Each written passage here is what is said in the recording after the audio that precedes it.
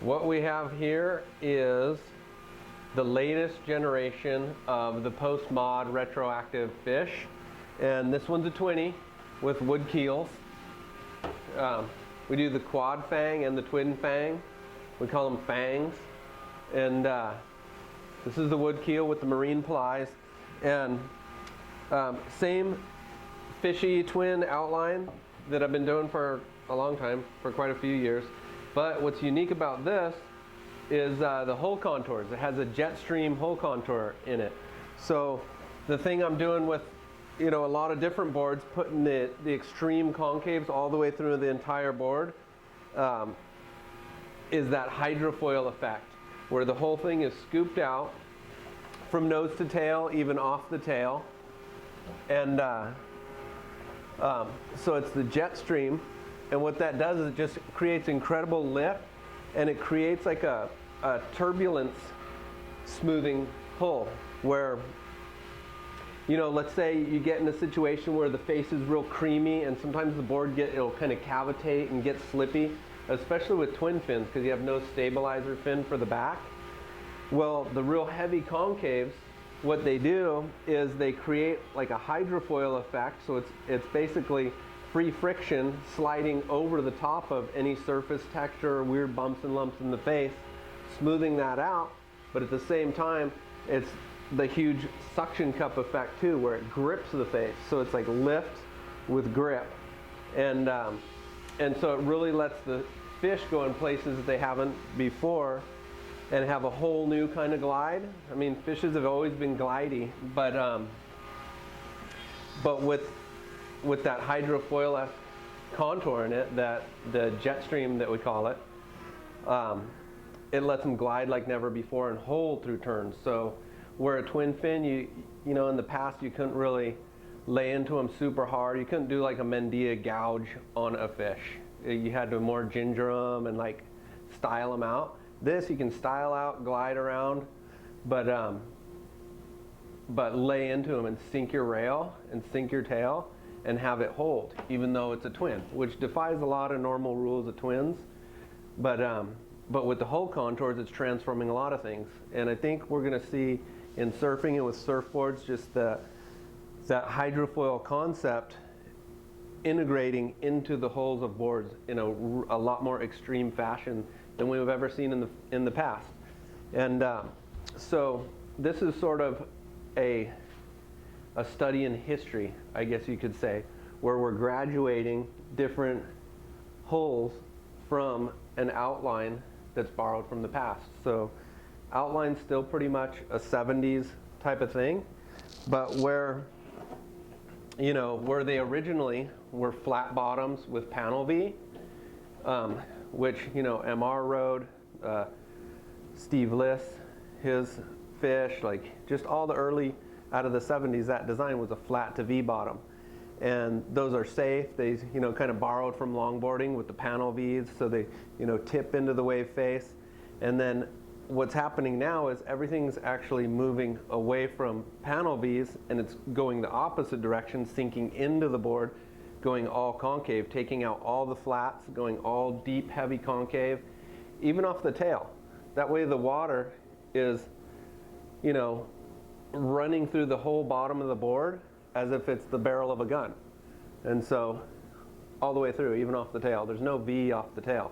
I think that just makes boards more slippy when you go to manhandle them. So you keep heavy concave right off the tail, all of a sudden a twin can do things that it never used to do before. So where in the past you've had flat to panel Vs, then it went to subtle like single to V with concave in it, like a spiral V, single to double with spiral V off the tail.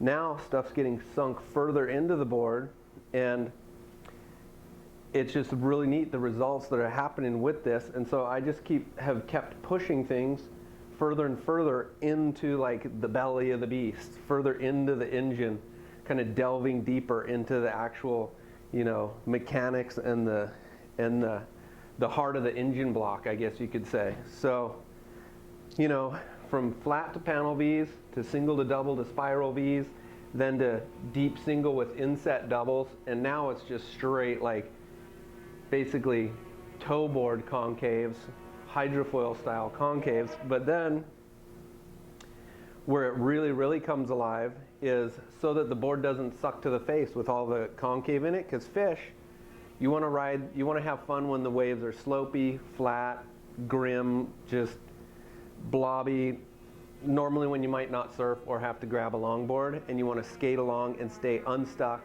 and make it through the dead spots and the flat spots and the mushy bits. And so you want to utilize a curve that will take heavy concaves like this and create that hydrofoil effect, but you want to make sure everything's balanced in such a way that the board is not sucking to the face ever with all that concave. So what I've found that works insane for that is I'm running what I call sluice box concaves.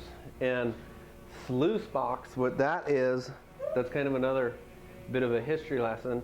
I got that from my second grade teacher, Mrs. Luke Adam, when we were studying about the gold rush and different ways of mining gold. And the sluice box is where they ran water down and somehow I forget exactly how they got gold out of it, but I remember the sluice box as a kid because it looked like a slide or something that would be fun to ride.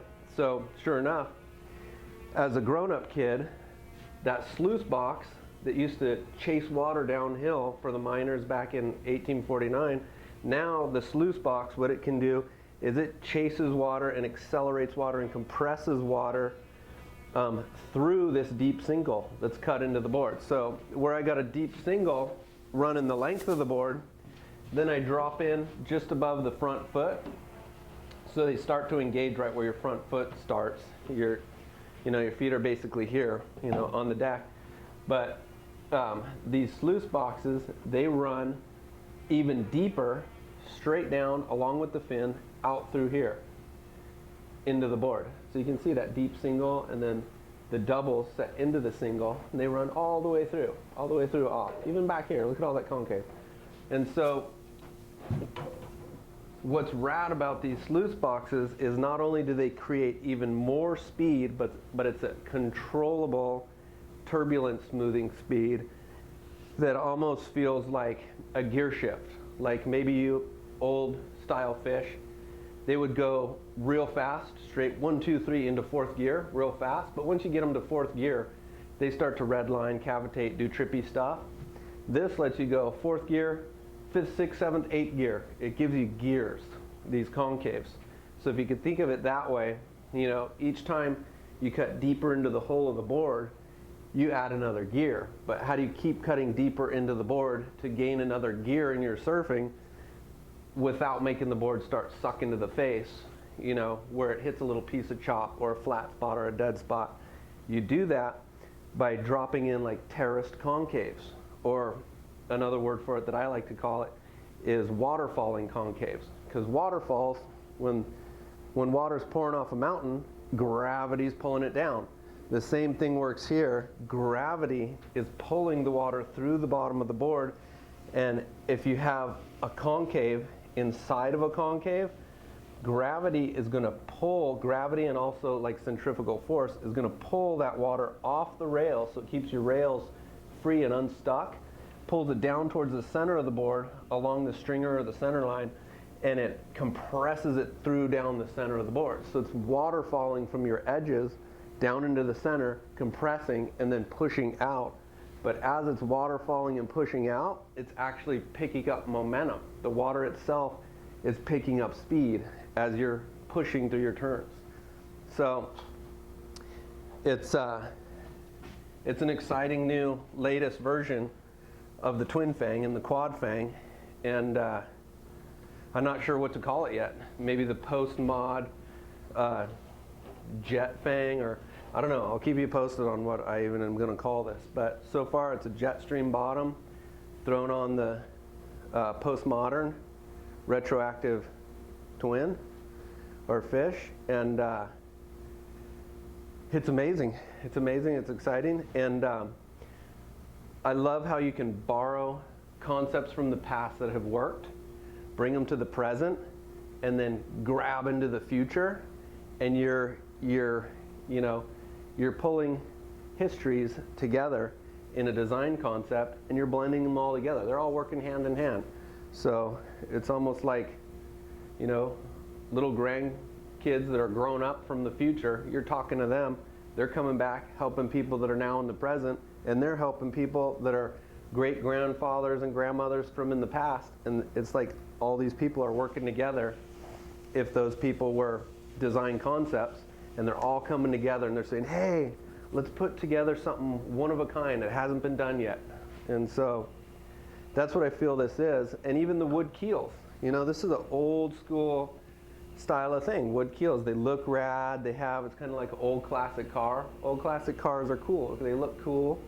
But some of the stuff from old classic cars, they got engine blocks that are gnarly, that, you know, you clean them up and soup them up and they still run super gnarly. That's kind of how I look at this. Not only are they a cool aesthetic, but they've been refined from just like real upright fins that might kind of pivot a bit too much, slip out, to something with a bit more rake. And then, you know, rather than just straight on, so you get a board that just goes straight down the line, I tow them in. So when you set it on edge, you know, you can corner, you know, it's not just gonna want to go straight, you know, and track out of a turn. It's gonna stay in a turn. And these are foiled out super thin, so they're not big and blobby and blocky like the old school ones. They're like super hydrodynamic fins as far as their foil goes. So, you know, a lot of stuff going on, but it's it just makes stuff exciting and fun, and as well as the artwork. You know, here's some artwork. I actually did this one myself with resin. Just color in the resin and just, you know, dripping drops, mixing colors. Actually, my wife mixed the colors, which came out insane. And then the pattern and the concept, I call it the brainstorm, because the Proctor man is having a bit of a brainstorm right here. And so form meets function for an exciting, fun thing that lets you have a new thing to feel under your feet that hasn't been felt before, in a board that makes the weekdays fun and makes, you know, this style of board way more versatile for a lot of different kinds of surfers, light-footed, heavy-footed, and a lot of different types of lineups, a lot of different types of waves that normally this board would only cater to a certain kind of wave. Now it can cover a lot broader spectrum. And so you got the Proctor man there too, having a brainstorm. That's actually my dad. A lot of people ask about that. I don't know if I've ever talked about that before, but that's my dad. He was a detective for 40 years, and he was just a really, really good person who left this world a better place. So that's why I put him on all the boards.